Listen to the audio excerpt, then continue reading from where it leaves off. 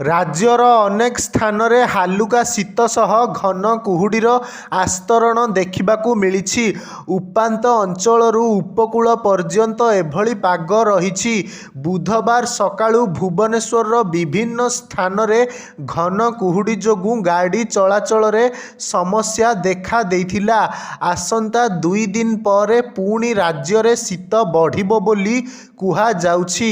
ସ୍ୱାଭାବିକଠାରୁ 2ରୁ 3 degree ପର୍ଯ୍ୟନ୍ତ ତାପମାତ୍ରା କମିବ ବୋଲି ପୂର୍ବାନୁମାନ କରିଛି ଆଞ୍ଚଳିକ ପାଣିପାଗ ବିଭାଗ। ଉପକୂଳ ଓଡ଼ିଶା ସମେତ ଆଭ୍ୟନ୍ତରୀଣ ଓଡ଼ିଶାର ଅଧିକାଂଶ ଜିଲ୍ଲାରେ ଶୀତ ବଢ଼ିବ।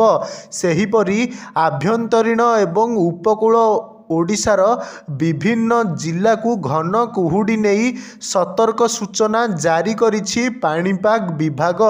କୁହୁଡ଼ି ହେଉଥିବାରୁ ଦୃଶ୍ୟମାନ କ୍ଷମତା ବାଧାପ୍ରାପ୍ତ ହେବା ସହିତ ଯାନବାହନ ଚଳାଚଳ ବେଳେ ସତର୍କତା ଅବଲମ୍ବନ କରିବାକୁ କୁହାଯାଇଛି।